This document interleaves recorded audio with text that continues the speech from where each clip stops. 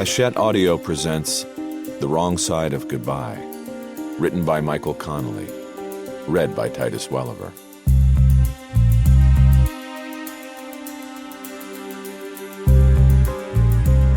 For Vin Scully, with many thanks.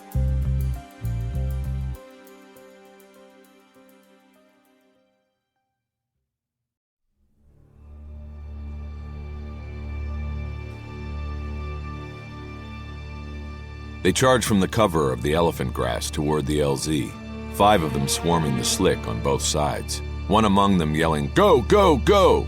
as if each man needed to be prodded and reminded that these were the most dangerous seconds of their lives. The rotor wash bent the grass back and blew the marker smoke in all directions. The noise was deafening as the turbine geared up for a heavy liftoff. The door gunners pulled everyone in by their pack straps, and the chopper was quickly in the air again, having alighted no longer than a dragonfly on water. The tree line could be seen through the port side door as the craft rose and started to bank. Then came the muzzle flashes from the banyan trees. Somebody yelled, "Snipers!" as if the door gunner had to be told what he had out there. It was an ambush. 3 distinct flashpoints, 3 snipers. They had waited until the helicopter was up and flying fat, an easy target from 600 feet. The gunner opened up his M60, sending a barrage of fire into the treetops, shredding them with lead. But the sniper rounds kept coming. The slick had no armor plating, a decision made 9,000 miles away to take speed and maneuverability over the burden of weight and protection. One shot hit the turbine cowling, a thock sound reminding one of the helpless men on board of a fouled-off baseball hitting the hood of a car in the parking lot. Then came the snap of glass shattering as the next round tore through the cockpit. It was a 1,000,000-to-1 shot, hitting both the pilot and co-pilot at once. The pilot was killed instantly, and the co-pilot clamped his hands to his neck in an instinctive but helpless move to keep blood inside his body. The helicopter yawed into a clockwise spin and was soon hurtling out of control. It spun away from the trees and across the rice paddies. The men in the back started to yell helplessly. The man who had just had a memory of baseball tried to orient himself. The world outside the slick was spinning.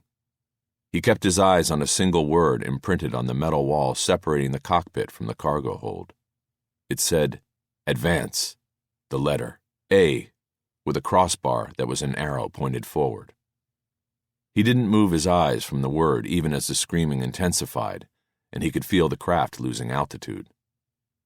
7 months backing recon, and now on short time. He knew he wasn't going to make it back. This was the end. The last thing he heard was someone yell, "Brace, brace, brace!" as if there was a possibility that anybody on board had a shot at surviving the impact, never mind the fire that would come after, and never mind the Viet Cong, who would come through with machetes after that. While the others screamed in panic, he whispered a name to himself. Viviana. He knew he would never see her again. Viviana.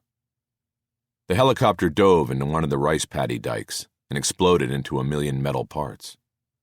A moment later, the spilled fuel caught fire and burned through the wreckage, spreading flames across the surface of the paddy water. Black smoke rose into the air, marking the wreckage like an LZ marker. The snipers reloaded and waited for the rescue choppers to come next.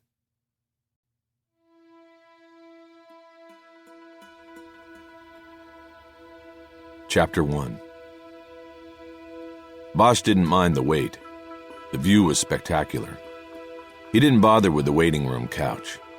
Instead, he stood with his face a foot from the glass and took in the view that ranged from the rooftops of downtown to the Pacific Ocean. He was 59 floors up in the U.S. Bank Tower, and Creighton was making him wait because it was something he always did, going all the way back to his days at Parker Center, where the waiting room only had a low-angle view of the back of City Hall. Creighton had moved a mere 5 blocks west since his days with the Los Angeles Police Department, but he certainly had risen far beyond that to the lofty heights of the city's financial gods.